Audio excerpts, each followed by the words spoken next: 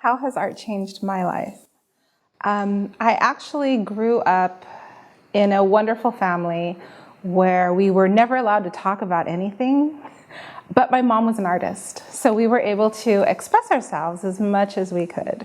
So there comes a lot of shame. So there's a lot of shame in letting other people know about your struggles. So it was more of, we had to keep things to ourselves, and if we had issues, it was only within the family. We'd only admit it within the family, could not admit to anything outside of the family, or God forbid, to a teacher or the community or anything. So we had these wonderful art days, and my mom would, okay, well, it's a rainy day, so today we're doing stained glass, and tomorrow we're doing wood burning. So arts influenced my life in tremendous ways because it actually gave me a freedom. So it gave me a voice, it gave me power to be able to really connect with things that I was feeling, but I couldn't actually verbalize. Art actually has been wonderful. It's just a natural connection to the type of work that I do within the community, helping people heal, helping people express themselves.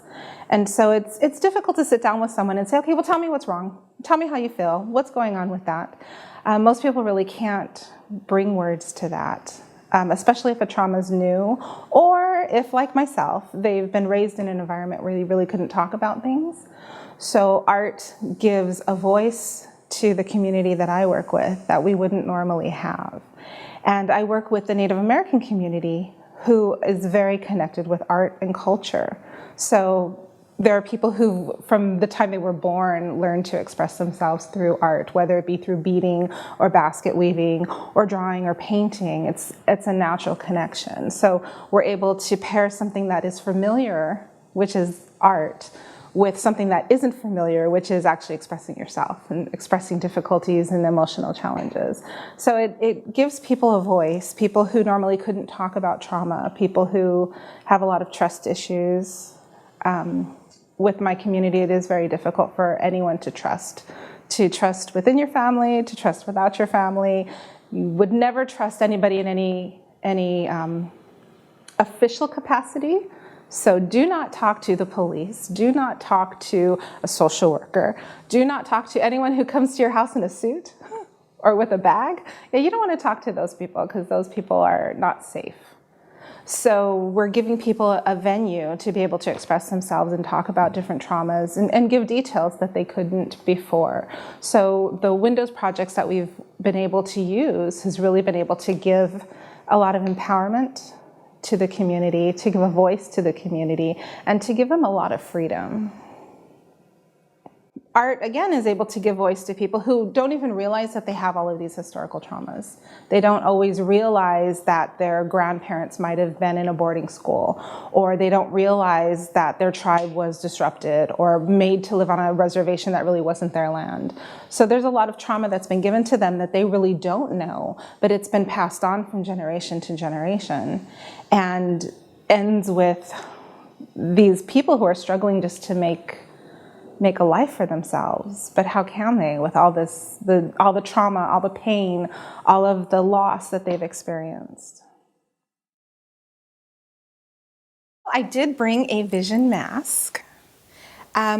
And vision masks are actually really wonderful because you never know what people are going to come out with. People sometimes don't even do what you want them to do, and they just create their own thing, which is awesome. And sometimes people really take it to heart and focus on each of the individual aspects of what they're doing. So this vision mask was done by a client who was a victim of domestic violence, really isolated from her family, separated from her family after, if I can remember correctly, maybe, I think it was close to 10 years of living within a violent relationship where there was a lot of social isolation, there was a lot of just really negativity. And then over time, obviously, the aggressor's voice became her voice. And so all of that negativity and self-doubt and just a lot of ugliness towards herself. And it really didn't have to come from her, but she embodied the perpetrator's voice so much. So she had chose some different colors to go into her vision mask and blend the colors together. So if I remember correctly, The green, I think, was grounding her into, trying to think, green was grounding her back into the earth, into who she was and her kind of connection with her family and getting reconnected. The purple was definitely for domestic violence victims and being able to overcome that and move beyond the victim stance. And I think that the pink had to do with just love in general, being able to see more positive, optimistic, hopeful things, and also just being able to love herself and to love others. And so that was what some of these symbols that she had come up with as well. So the heart on here did represent the love that she needed to grow. She understood that she couldn't truly love somebody else until she learned to love herself. And over the years, she grew to just hate everything about who she was. And so that was an important lesson that she was struggling with and working on. The star was her giving hope to her situation and allowing herself to dream. She had gotten so pessimistic over the years and thinking that nothing is going to change, it's not going to get better. So the star was wishing upon a star and allowing herself to truly wish on that star and believing that it just might come true. And then we have the third eye, which was, I believe it was her being able to look into herself and to see the beauty into herself, but then also being able to see truth and reality. So being able to see that there were good parts of her, and then being able to look and see what was around her for what it really is. Over the years, she had realized that her vision had become skewed. And so there were people who could have helped her, but she didn't see them as being a potential helper, because in her DV relationship, it was about isolation. So she couldn't trust other people. So the third eye is looking in as well as looking out and seeing things for what they are and being able to learn to trust her instinct again. And then I don't know what the little dots were on the side, but they look kind of like a marquee. But yeah, this was her art. And I definitely do love the use of vision masks. And part of it is I get to go and tell the story of where vision masks come from and be able to read the poem that's tied to it, which I think so many people can connect to on so many different levels. So I love using vision masks, and I love using it as a springboard to other Windows workshops and kind of using them as a theme to tie together. And this particular one I did with an adult, but we also have children's programs, and so kids just love the little mask aspect. And so again, we see so many different creative uses of the vision mask, and it's just a fun thing. Digital storytelling has been used for decades within the Native American community for people to learn to tell their stories and to be able to share stories of resilience and healing. So it's something that I felt so excited about, to be able to use Windows and to be able to incorporate it in. So one particular story, which actually ties into a lot of my Windows stories, has to do with a father and daughter who were trying to connect over several years. The father had a violent relationship with the mother, and he lost custody of his child. And this was when she was, I believe, about 7 or 8.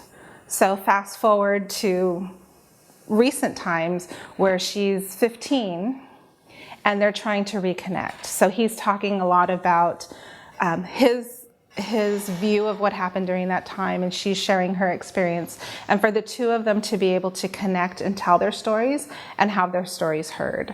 There's been times where they've tried to talk about it with each other, but they wouldn't listen because it was so painful. It was so painful to hear what the other person had to say or to give any validity. They always want to interrupt, or they want to interject, or they want to challenge. But when you have a digital story, it's something that someone shares from the heart. So being able to work individually with the dad on his story and work individually with the daughter on her story, and then have them create their own individual digital stories and then be able to share that with each other, and how meaningful that was. Because I truly think it was the first time ever that they ever truly heard each other's story. So being able to share and connect and have that be meaningful and being able to be heard, it's so important to be heard, and I think that's where Windows really gives people a voice, not only to be able to express themselves, but for it to be received. So when you put your artwork out there, then it's there. And everyone can see it, and everyone can validate it, and everyone can support it.